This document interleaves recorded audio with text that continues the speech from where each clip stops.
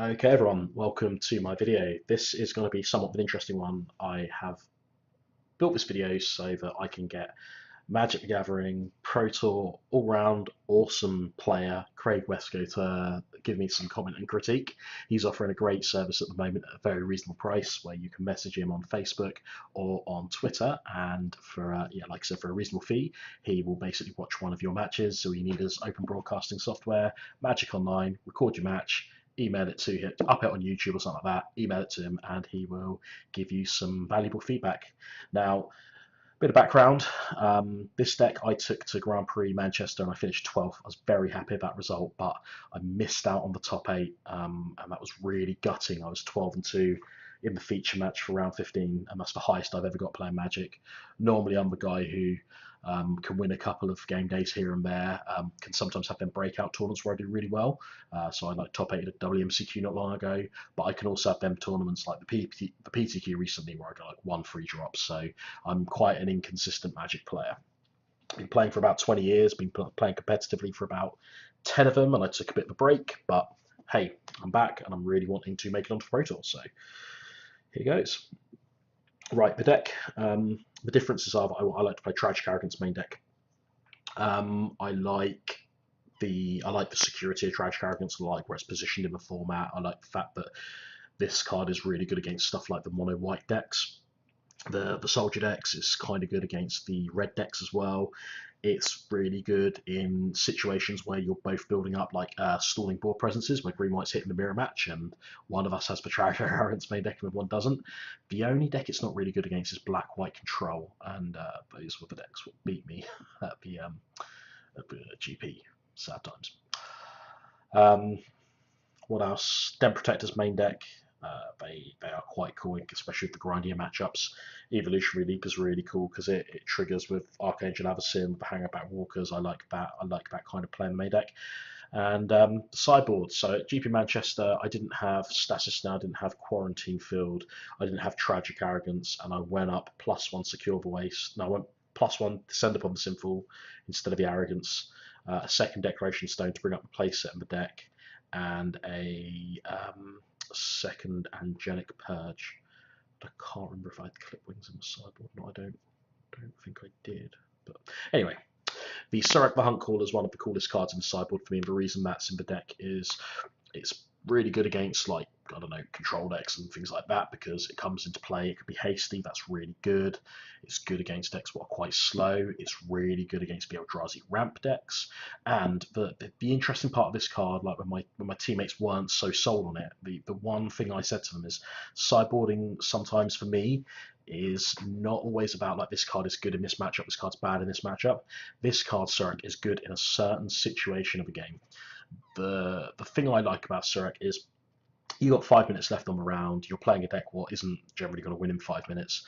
You can bring in someone like Surak. You can turn 2 Sylvan Advocate, turn 3 Nissa, turn 4 Surak, tick down, boom, you're attacking for tons. Turn 5 Gideon, tick it up, and you're attacking for loads again. I actually caught Magnus Yanto in round 8 of the GP with Surak the Hunt Caller in game 3, where I went Surak the Hunt Caller into Gideon, and the game was over. It was just literally like Surak had haste somehow. I think I had a hanger back with it was like a 3/3 or something. So then Surak comes down, he attacks. Yeah, so Harat was a 3/3. Yeah, it came in as a 2/2, turn 3, pump it up, give it the +1/+1 count from the Dromoka's command. Turn 4, Surak swing for 8. Turn 5, Gideon swing for like 13, and it was all over. And that was really cool. It was a really great moment for me. And then the round afterwards, in round 9, I had a situation where I had like less than 3 minutes left at the end of game 2, going into game 3. It was almost looking like I was going to finish my record in 8:01, and I obviously boarded in the Suraks, got them, and managed to go 9-0 day 1, which was really cool for me. It was like the first time I'd ever done that. Really proud moment, and Surak for me was really cool for that. So yeah, the reason I'm talking about all this stuff is because I want some feedback on kind of like the decision making for the cards as well. So if there's anything in the deck you're just like, I want to give some feedback on that, just feel free to let me know. I'm sort of trying to talk through some of the cards in the deck which aren't obvious and usual, because there's no point telling you, oh, I've put 4 Archangels in or I've put 4 Hangbacks in for this reason. We all know why they're there. They're in every single deck list. So yeah, that's where I'm going. So this is the deck. Mana base, just scrolling down to show you mana base. It's basically 7 plains, 7 forests, play sets of the green-white lands, and triple Wescoe Abbey for 25 lands in the deck. I recorded the first round match, but it was against Mono Red. He mulled to 5 game 2, mulled to 6 game 1, did get off 2 lands game 2, and game 1 I tragicked him out the game, so I didn't feel that there was much value I could get out of kind of submitting this kind of like thing to you, Craig. So yeah, I'm gonna basically keep on recording these till I find a match which is like interesting and something where I'm going, I don't actually know what I'm supposed to be doing here, or just a load of plays happen regardless if I do or don't know what's going on. Just like a bit more interesting than I resolve Tragic Arrogance against a mono red deck. So I probably could have rambled on about all of that stuff while I was waiting for an opponent. Let's hope that someone comes along soon.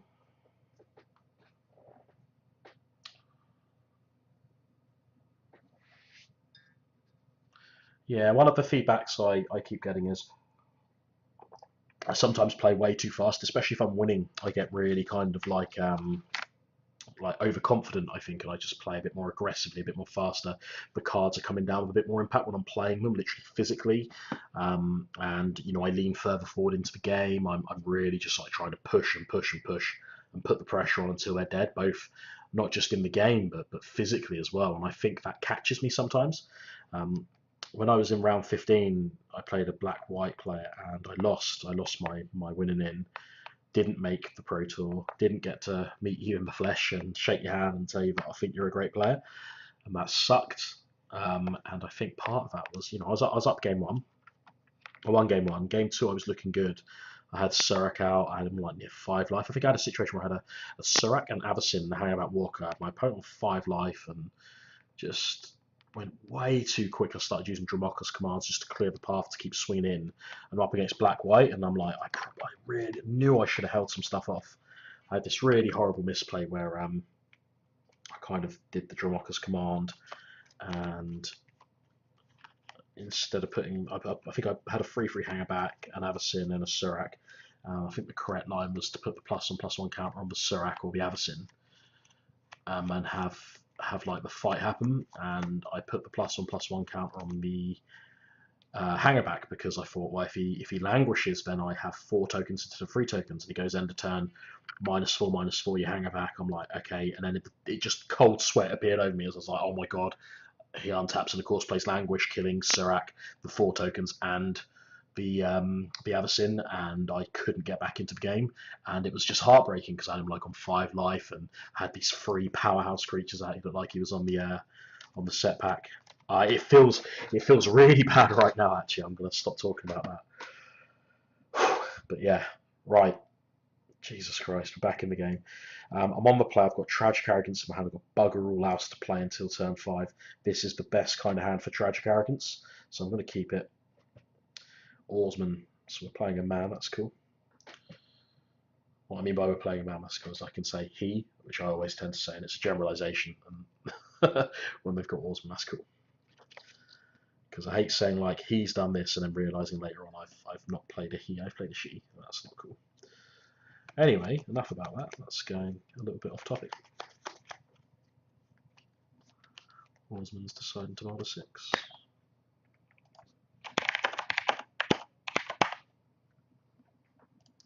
So fortified village, not revealing squat, and pass turn.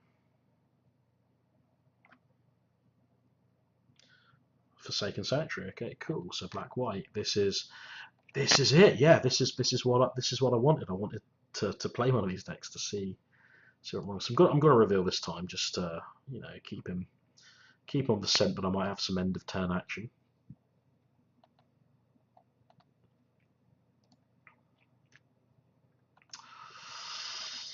Ah dear.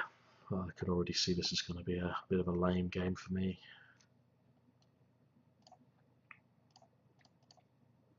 I needed Planeswalkers against this guy. Double Angel's not bad. So we have Gideonus. Begitters. Begitters. Right, so we're going to swing at Gideon here. There's no point Declaration Stone in the Night Ally token. Well, the best idea there is I knock Gideon down to 2 loyalty. That is it. That is literally what I'm doing.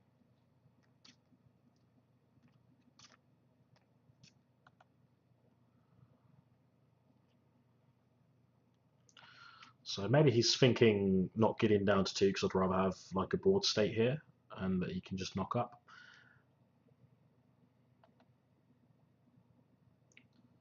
Yeah, I'm not necessarily about that block. I mean, if I was him, I might have just let that go through because, well, I mean, if I have 2 two Dramoka's command there, yeah, fair play, but I've wasted 2 Dramoka's command killing Gideon. That seems not bad. Transgress for mine, that's not great. So we're going to lose an Avacyn. If I play an Avacyn now, he can kill the Avacyn and then transgress the other one.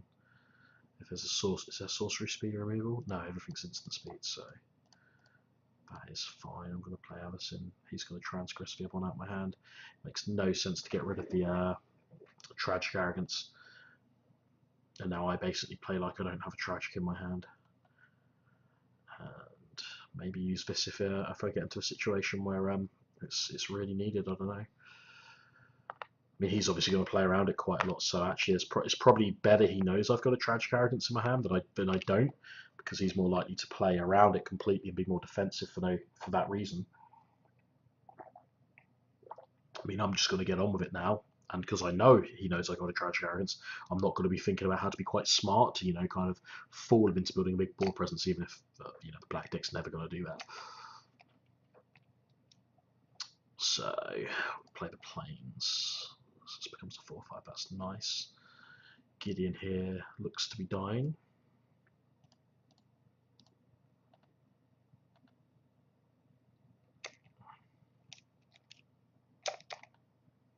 Yep, he's happy to kill Gideon.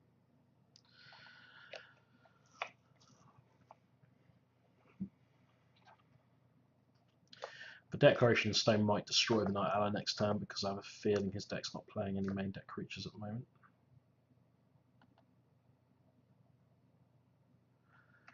I'm going to declare Archangel Avacyn as a blocker here because I don't want to do this one, him just to do a -4/-4 or languish afterwards and kill both my creatures. So I will block the Night Ally, I think.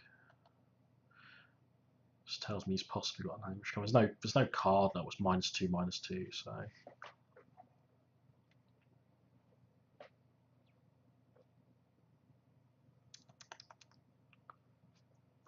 Retip Bones. I think he's in trouble now.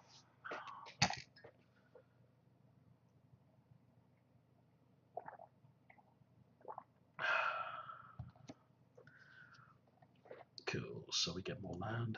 That's just what we want. That's the other thing I've been given feedback on. I tilt out like a pro, so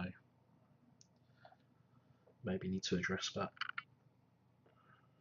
Double shambling events. Yeah.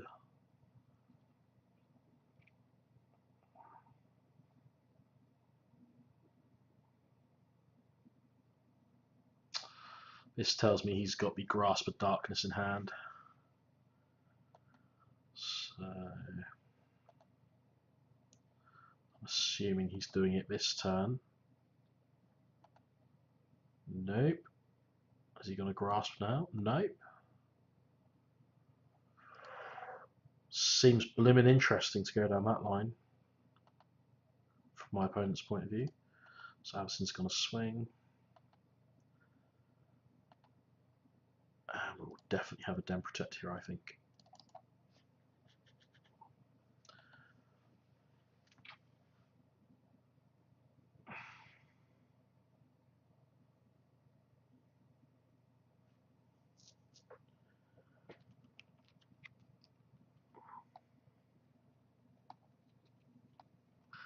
Artwork never gets old. Love it. That's so cool.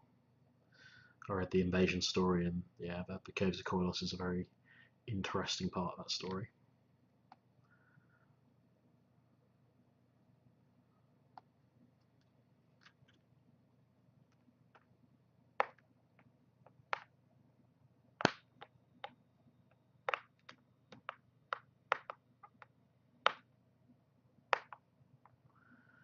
Languish. Okay, so we're gonna flip this bad boy up and get back our Sylvan Advocate before it dies.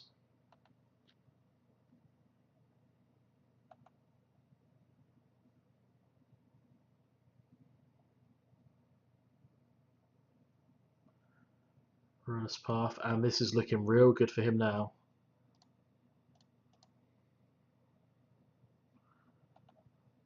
Such a resilient deck, that bloody black-white deck. Jesus Christ. Always get him down to like such low life as well, and then just... Yeah, there you go. Bye-bye Tragic. Don't really care, mate.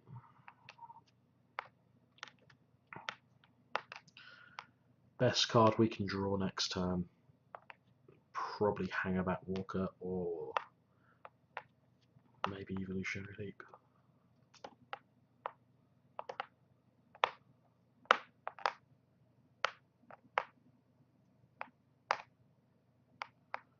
Wescoe Lab is not a bad card at all, actually. So I can swing with this one. He's going to gain some life. He's obviously going to have a blocker. No, he's just going to have a kill spell. Okay.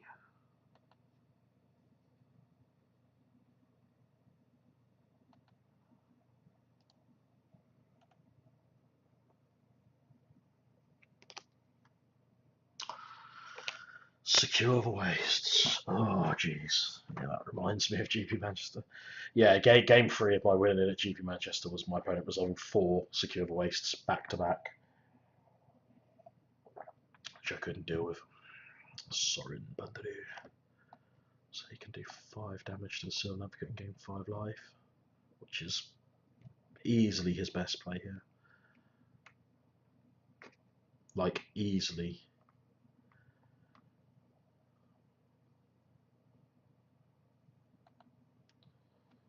Which means I'm going to be doing Westvale Abbey and attacking Sorin.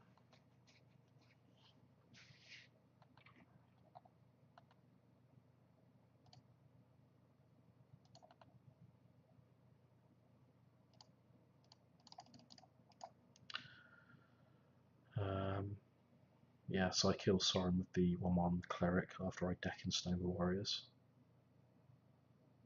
What the fuck? Jesus Christ. What an arse.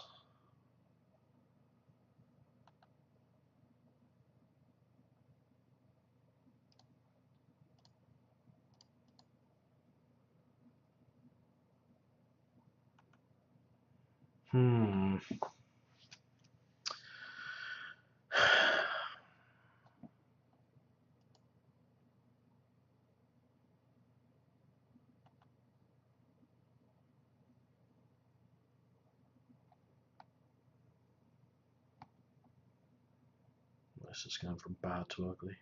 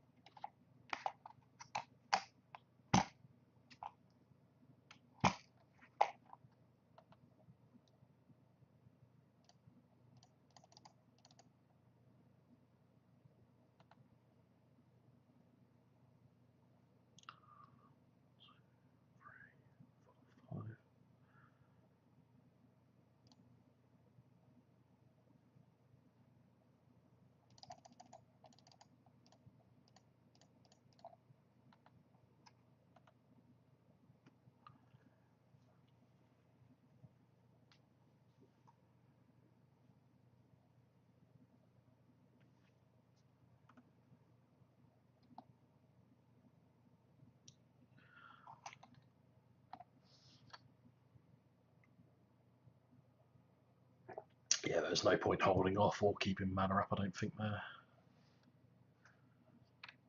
Anguish Making. Of course it's Anguish Making. It wouldn't be any other card now, would it?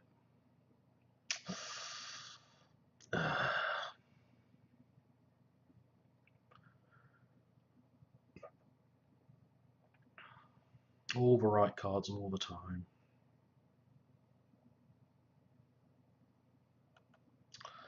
Yep. Yep. Yep.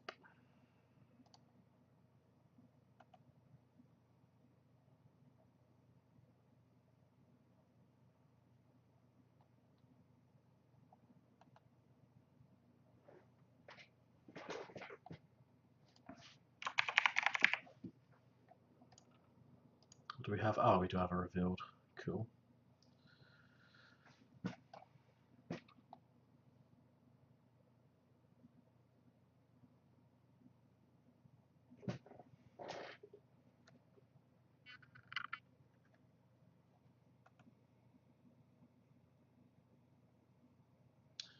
Yep.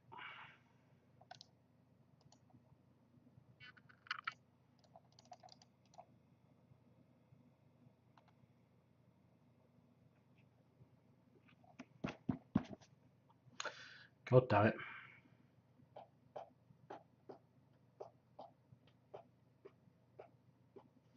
Yeah,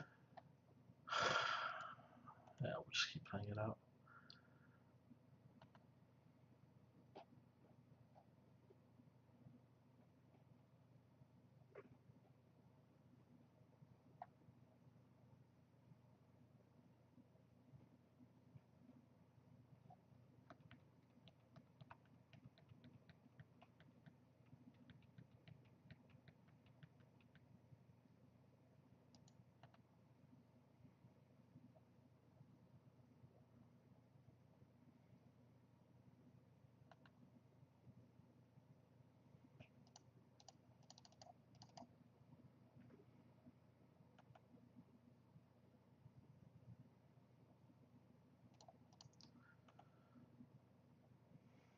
I've got to block one here because of the reveal thing here. Oh, I'm dead. Okay, cool.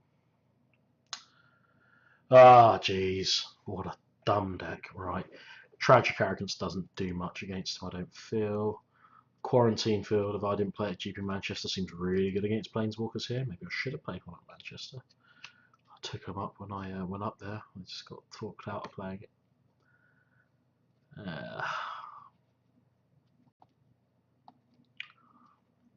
Tasty Siraxki. Do I want to play with Sirac? No, I definitely want an Evolution Relic though. I don't think I do want Sirac. I think that was maybe my... No, I do want Sirac. Yeah.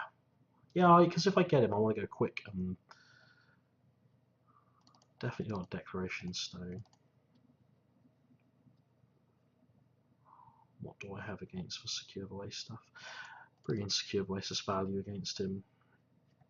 I don't need so many advocates, I don't feel.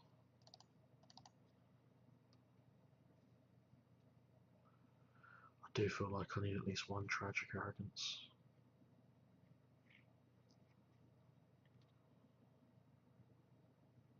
No, I don't. No, I don't feel like I need a Tragic Arrogance. I've got my Dramokas. Oh no, Dramokas, come on, that's what I don't need. Yeah, so I can bring in a Tragic, bring back in a Tragic, and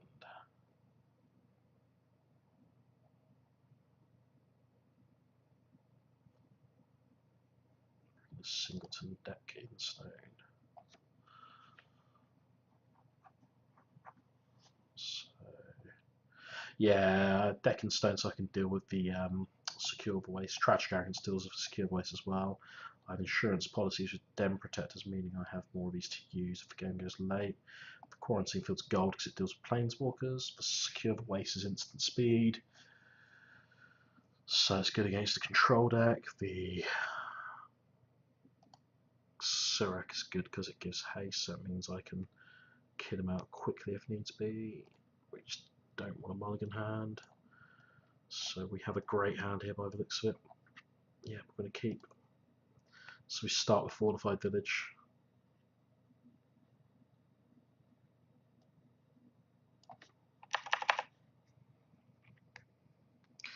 Yeah, we start with fortified village, then into the plain. No, then into the West Vale, then into the plains.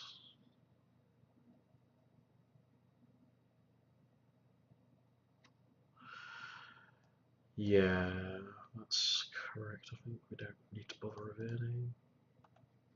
And we've got the hangerback strat, which is quite nice here.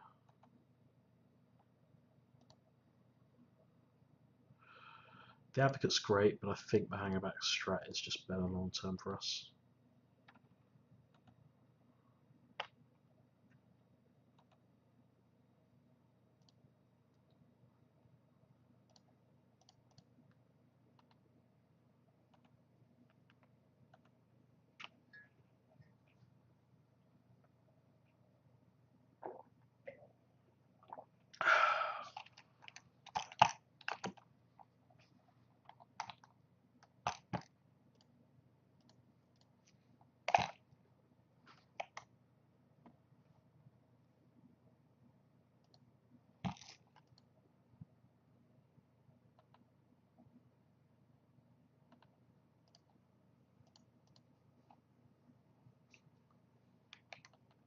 I think I'm gonna just pump up end of turn here. So I'm gonna pump up now so that there's no responses. And then I think I'm just gonna start attacking these.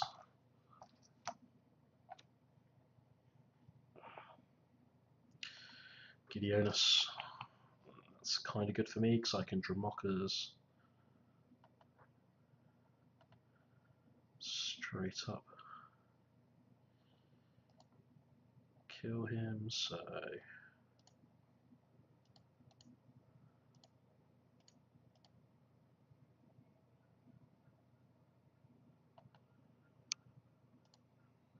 Gideon Oarsman. Might be worth securing for 2 here, I don't know, because then we can buy it back with Den Protector. It means I'm using all my mana quite efficiently as well. Yeah, I'm definitely securing, I think, here, especially if he's going down the path of Read the Bane. He's going to 16. He'll go to 14 for secure, 12, go to 8. That seems like some insane pressure with a follow-up Den Protector as well. Westvale Abbey's a good insurance policy if things start to die. So yeah, we're going to hopefully be 1-1 here.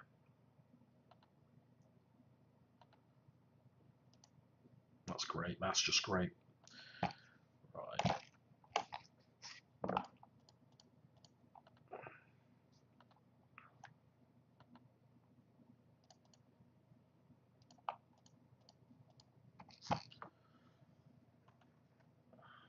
So we should have won this now.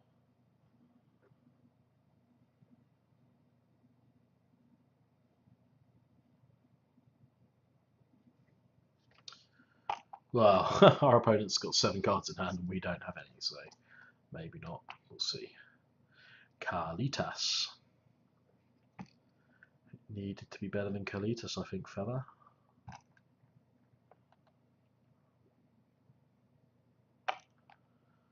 So I probably want to be bringing back Den. I would probably want to be using Den Protector here and bringing back Dramoka's Command.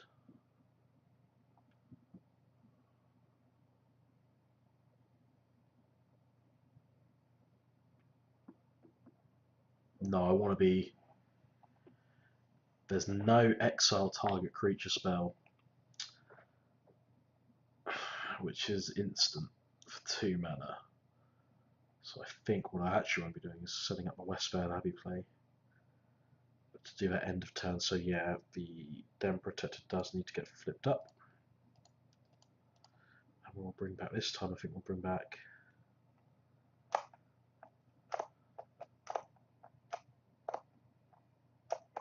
the Dramoka's Command, I think, yeah. Tempting for securable wastes, but nah.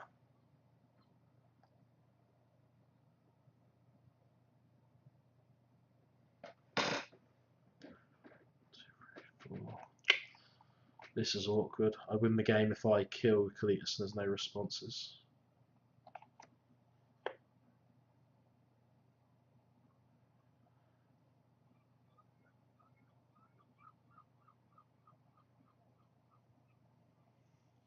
but then I can't use my Westvale Abbey.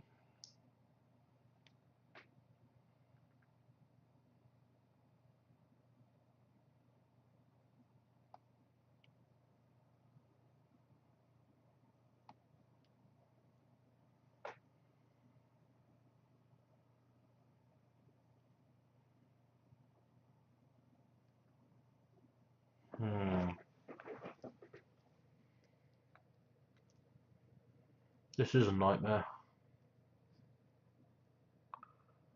Khalidus is really good here. And he's definitely got a Grasp of Darkness in hand, in my opinion.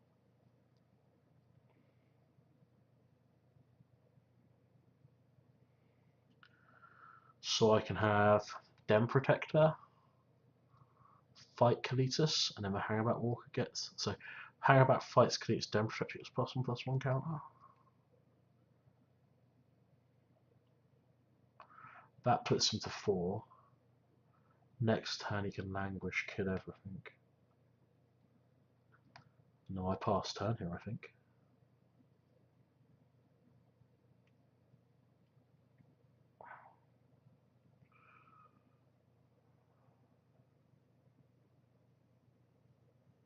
Or do I just attack with everything? So he'll go to 11.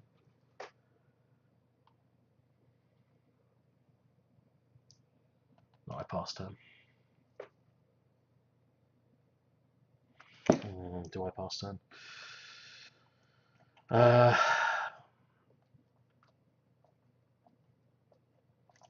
don't like the Grasp of Darkness here. If I make Westvale Abbey, he can grasp it, not die, swing back, and that's really bad for me. So I'm going to end of turn.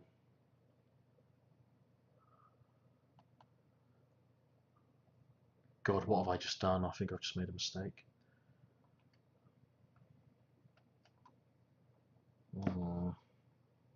That was crazy. My head just span out there.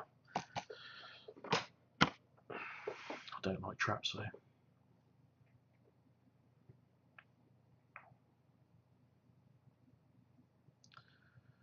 That's crazy for me anyway.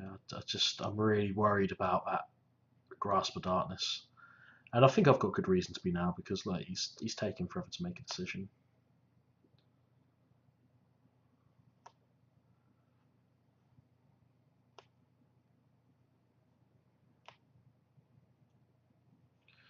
Khalidus is so good.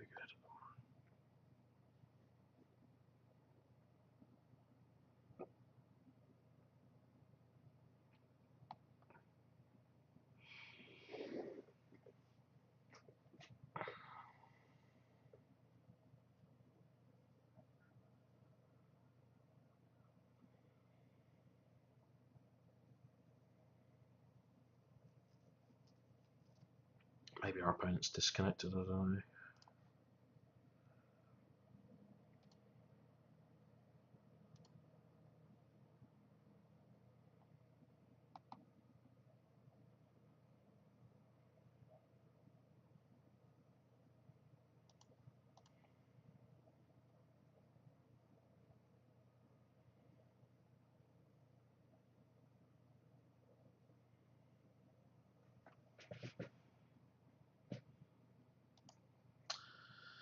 So he's gone into his turn. Big play coming up here, I think.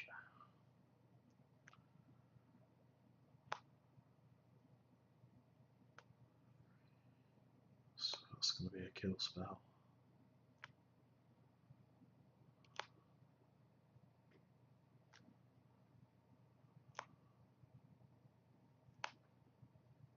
Yeah.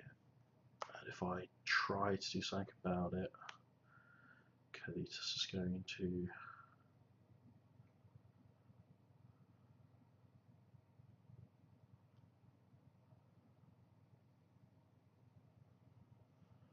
Oh, this is awkward.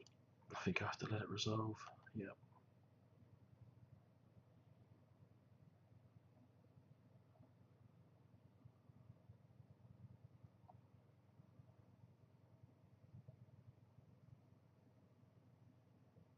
Do have a land here.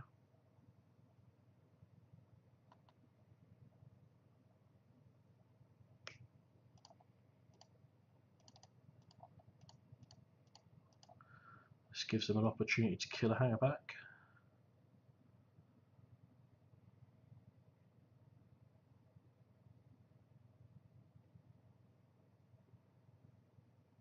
Stasis snare, exile. Okay.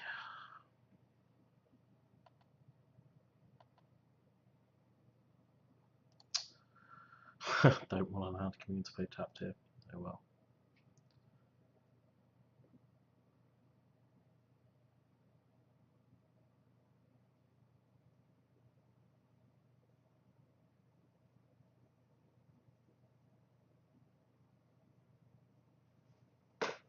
Can I kill Kalitas here?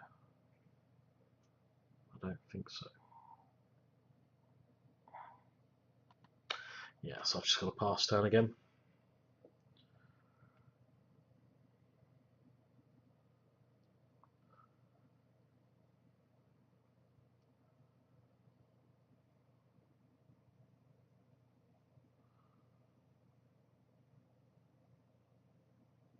Of course I can kill Kalitas. Jamarka's command.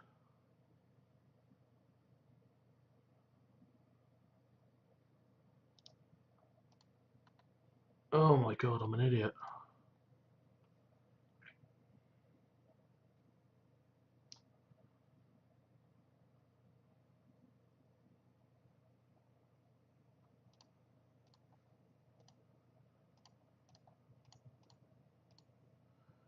Jesus Christ, Luke. Learn to play.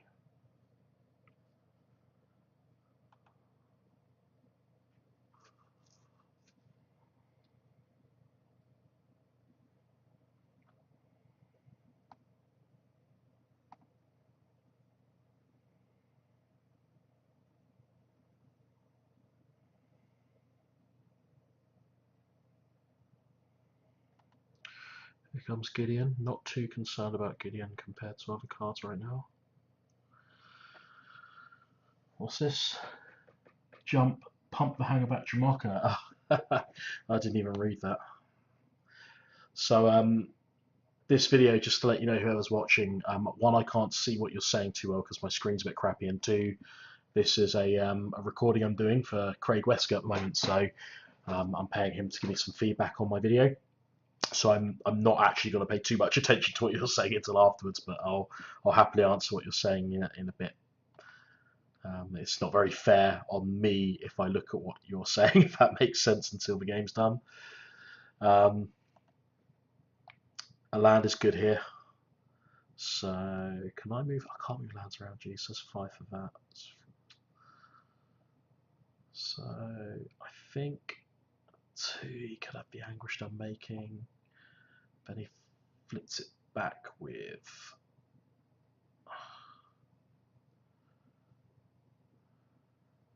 Languish, which is no good for me. So do I just attack him with everything here? Oh, I can't Westvale. I've only got 4 creatures out.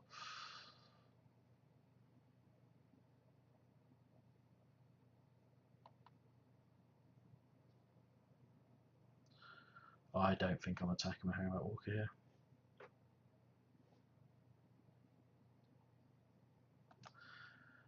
Well, the one thing I do know is that our opponent has spent a lot of time deliberating, and our clocks are kind of burning at the same point. I mean, this is something I don't get in real life Magic, but in Magic Online, playing against the clock does have some significant advantage. If this goes to game 3, for example, he's going to be in trouble, I think, with his clock, because I will be able to play faster than him. No one plays faster than me when they want to get a job done.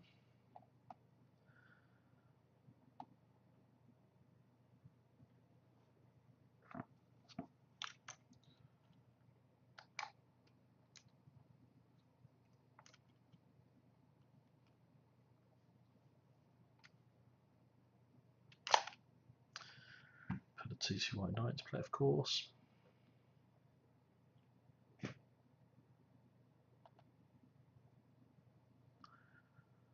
No attacks from you.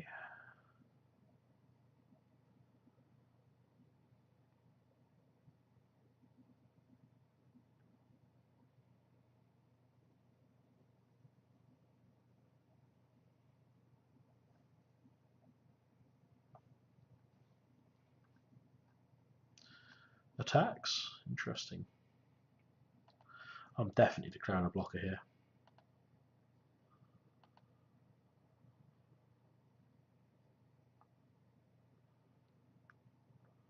Anguish.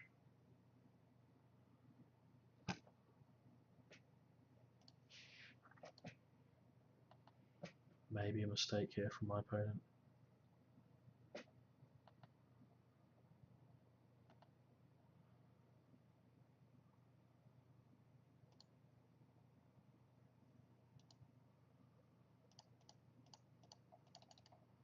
Yeah, I thought so. I mean, I was thinking maybe, yeah, they Grasp of Darkness and then untap Deck and Stone My Guy. That would have been really good from him, but I couldn't see him making that play there. That seemed like he was getting some great cards and on curve doing some, cool things. And I always felt, oh god, he's gonna have this card at this point. Oh god, he's gonna have this card at this point. Oh god, he's gonna have that card at that point. That would have been nuts if he had that. So we're gonna go down another Dramoka's Command, up another Deck and Stone. Down another Dramoka's Command, up a Tragic. Is Dramoka's Command that good? It's not that bad either. Serac, is he that good in this on the draw? I feel like he is. I feel like he's fine. No, I want one, and I'll have a Sylvan Advocate because Sylvan Advocate dodges Languish and dodges Grasp of Darkness, whereas Seracsky doesn't. So this hand is turn 1 oath, turn 2 leap. Can realistically expect a turn 3 Nissa, especially on the draw, so we're going to keep.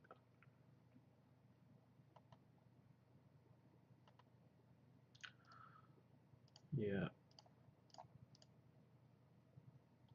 Give us what we need. Oh, this is going to get interesting.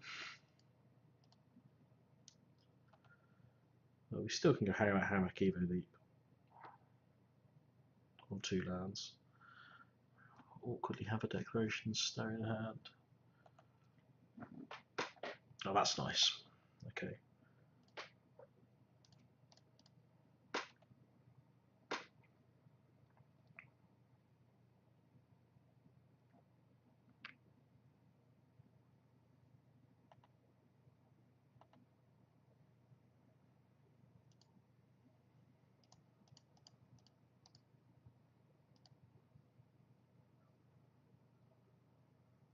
I think we're definitely ticking up here. Aim to resolve an ultimate perhaps, and only ticking down if we feel like we can sense a kill or a great opportunity. That seems fair. Yeah.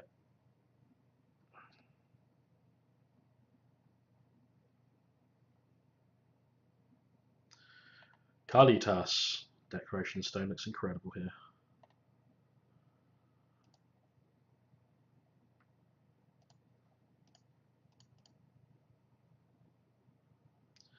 Have a clue, sir. This time round, I wonder if it is better to tick down. I think it is. Yeah, so this is no longer going to go down the ultimate to win route. We're going to go probably up, down, stuff like that. Probably up, down, up, down, up, down. Probably, we say. Double Kalita's power.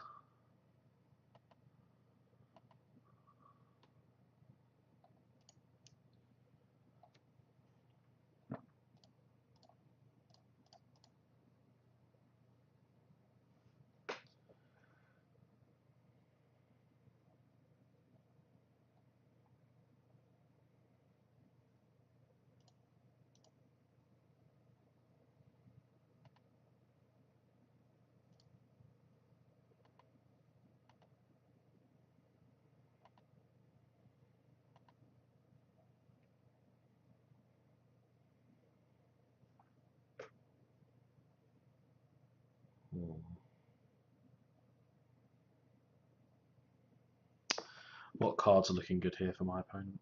I don't know. Languish gets him 2 zombies, kills my board. I have a deck and stone coming back. Grasp seems good. Languish, yeah, so.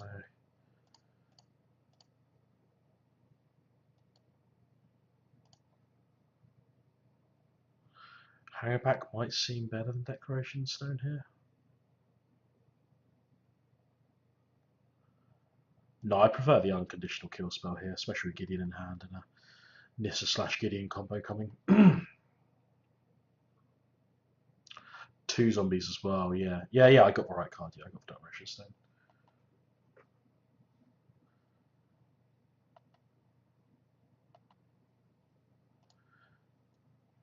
So we're going to get a dude. We're going to make a Gideon. I'm going to make another dude, and then we're probably going to Declaration Stone. Just to be on the safe side. Yeah, we're going to Deck and Stone. So, totally the idea of you literally to do some good setups, but I'm worried about double kill, swing kill Gideon, you know, kill, swing kill Nissa or whatever.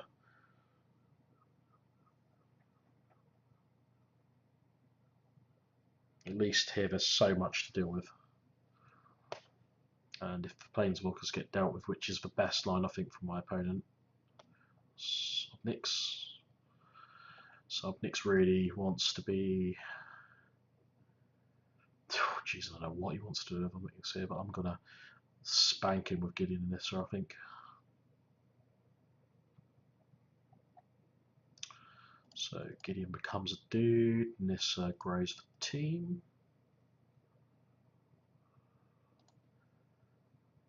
Cheeky Evo Leap ready at the ready.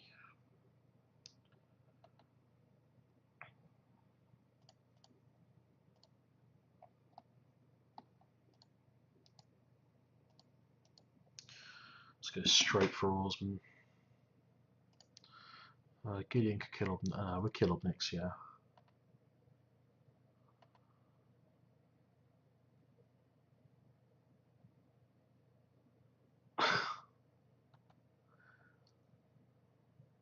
Sure. Takes a card out of his hand.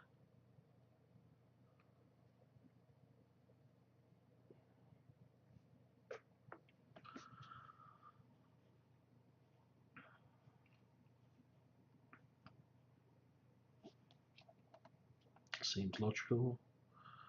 It's got double Shambling Bent back up here. Here comes a Planeswalker kill spell. No. Shambling Bent to kill Nissa, I like it. Okay, yeah. Didn't quite see that one. Bye bye, Nissa. I mean, I didn't see it, but it's almost like I kind of tried to bait him into making that decision with the Nissa in my hand, so I kind of got lucky there, I feel. White Knight comes into play, that's fine by me. Nissa can come into play.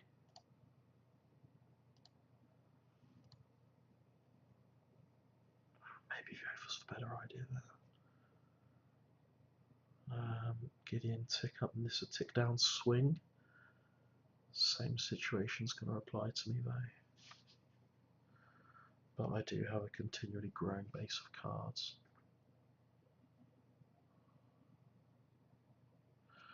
Nissa tick up. Gideon with the swing.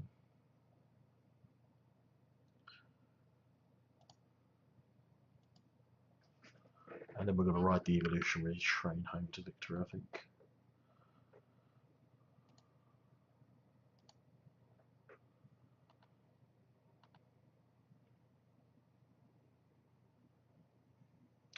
Oh, I really should have attacked the plant up next.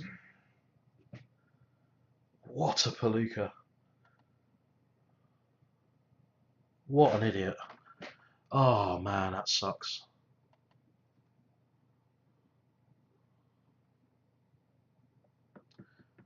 I think regardless of anything, one truth in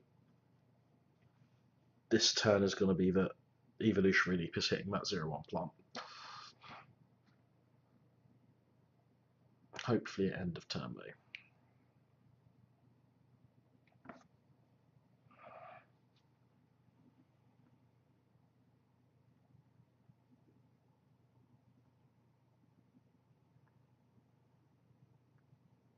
So I'm playing a little bit too slowly here because I don't want just a 30-second gap. This is definitely a game that looks like it could go to time. This is a 7-mana spell. This could be an awakened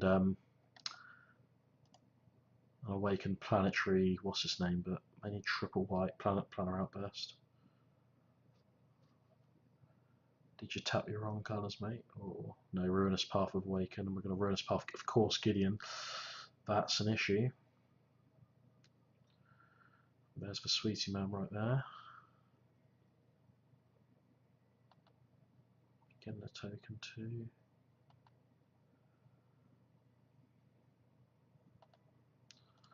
So block, 4 damage.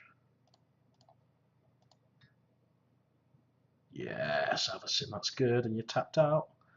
So there's no distress is coming.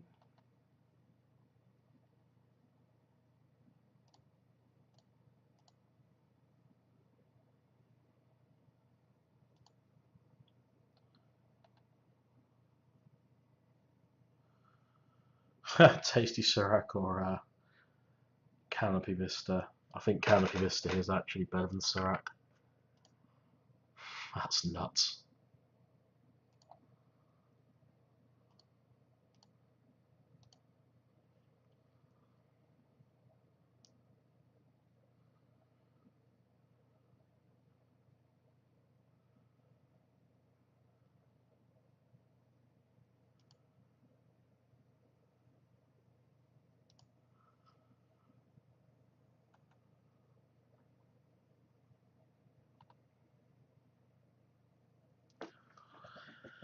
This is looking fine. So we can activate that and turn this into a 6/7 space power, toughness 2, 3, and then 4+1+1 counters. 5/2/3 plays 5 minutes. 5 minutes is enough time to stabilise and turn the game around from both sides. Still a fair bit of time left in this game.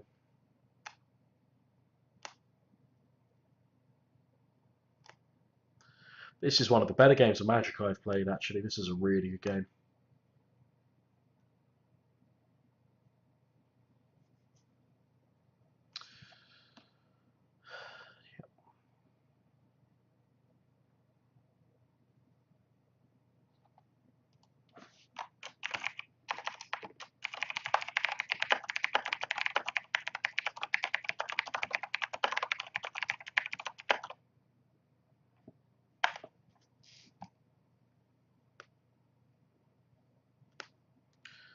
So it's become a 5/5.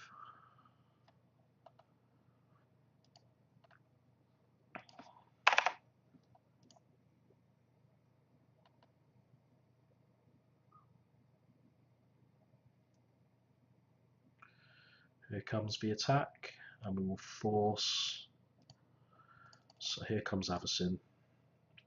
I'm going to force the activation pump here.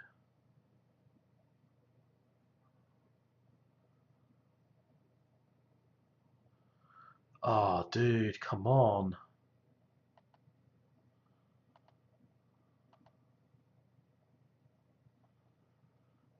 Who's he attacking? Gideon's attacking Gideon.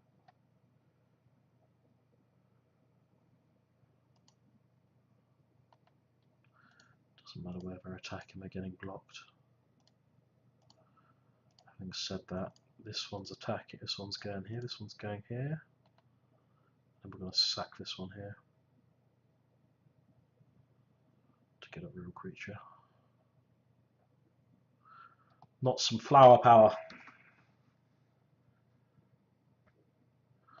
Yeah, that's even funnier.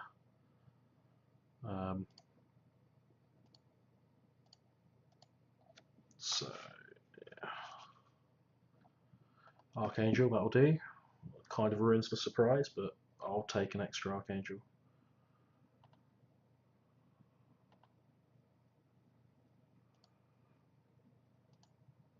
And we'll continue to tick up with Nissa here.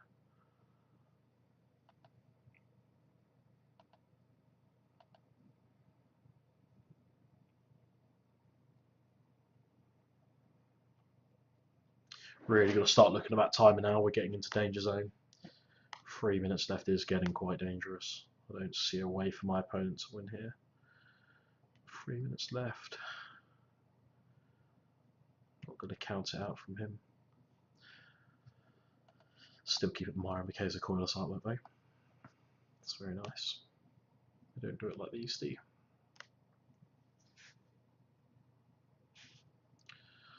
Gideonis gets animated. Sure, that makes sense.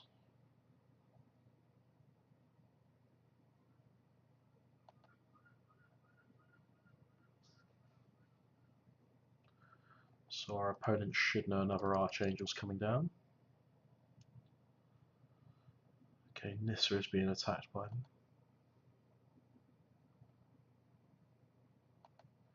So we're going to declare blockers. We're going to go like this.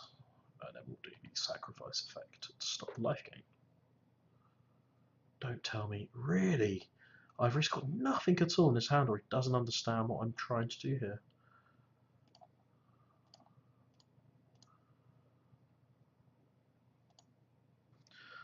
Yeah, Avacyn gets a flip trigger, which is even more important, so I can play the other Avacyn. That was all part of the plan. Hanger back goes into hand. Nice.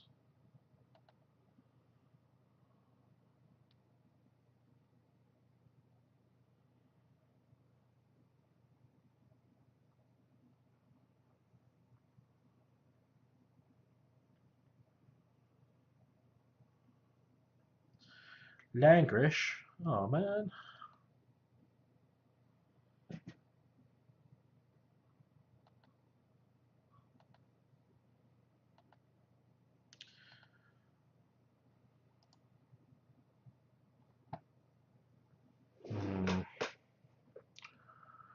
What's the best thing to do? Is probably still Nissa up.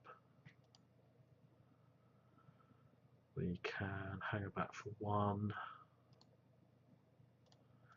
Seems reasonable.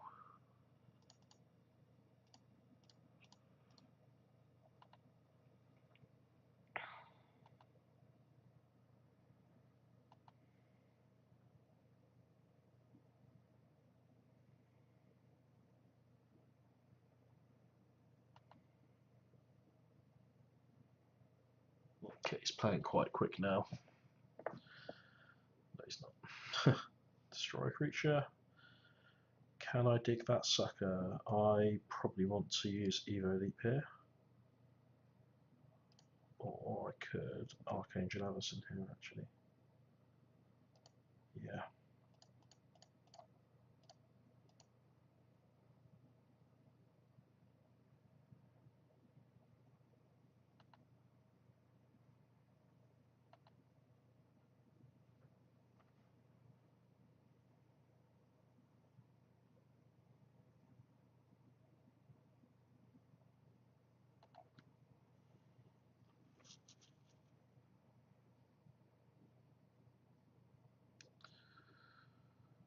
Oh, pigs.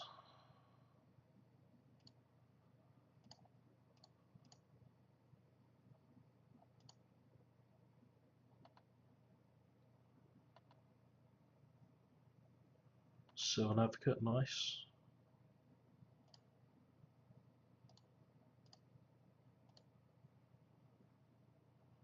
Hang about, nice. We get our 1-1 at least, and we get to Ultimate Nissa, which is really good. And we're definitely Ultimate. Oh no, we don't get to Ultimate Nissa at all.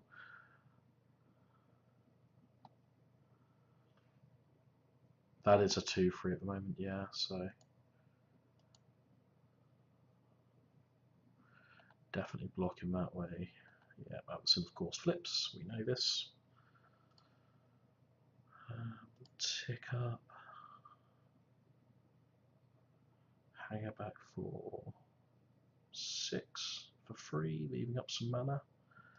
Probably seems reasonable.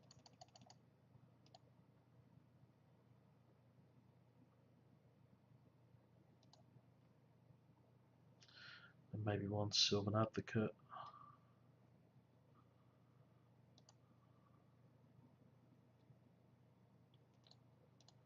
Yeah, let's do it.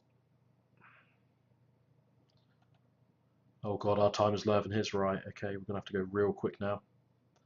Get into super quick mode.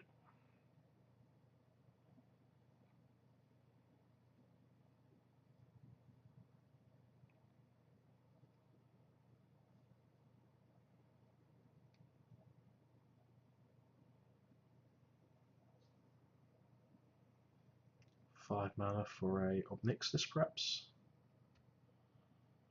For a planner outburst, destroy non-land creatures. Oh man, that's grim. Yeah, at least for Hangout gets me some dudes. It's painful for a Battlefield Forge. What the hell? Battlefield Forge? What? Are we going to see Radiant Flames here? We're going to see Gideon go in though. So block, block.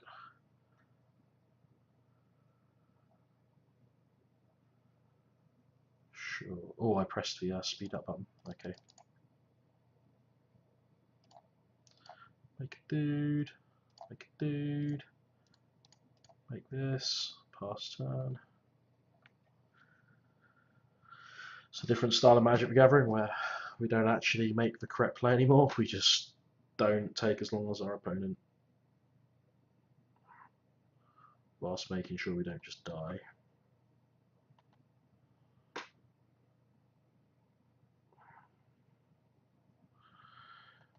Sure. So quarantine field.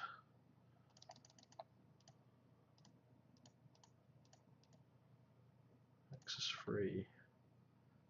He'll like this one. This wins me the game here, I think.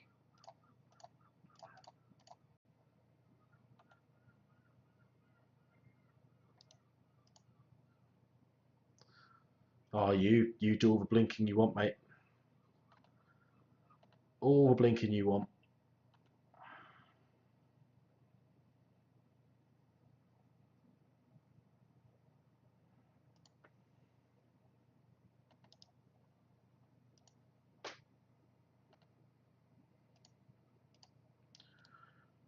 Do make a dude, ship the turn.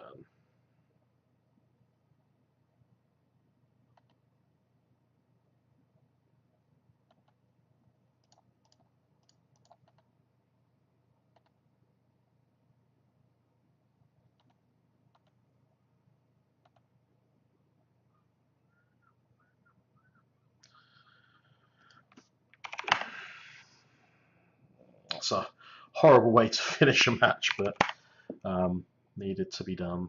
There we go. Thank you for watching anyone who tuned into the stream. Thank you for watching anyone who's on YouTube. And thank you very much, Craig Wescoe, for giving me the opportunity to get some feedback from you. Just some very quick thoughts closing the game. Yeah, of course, I wouldn't have played completely like that if I was playing in an actual table game Magic, but I think it's part of what Magic Online's all about, especially when the format becomes grindier. Well, I'm not sure you were playing for win at the end there. Timer is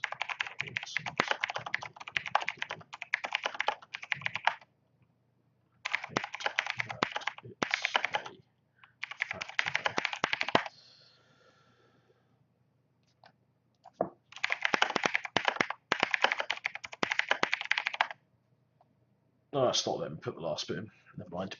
Okay.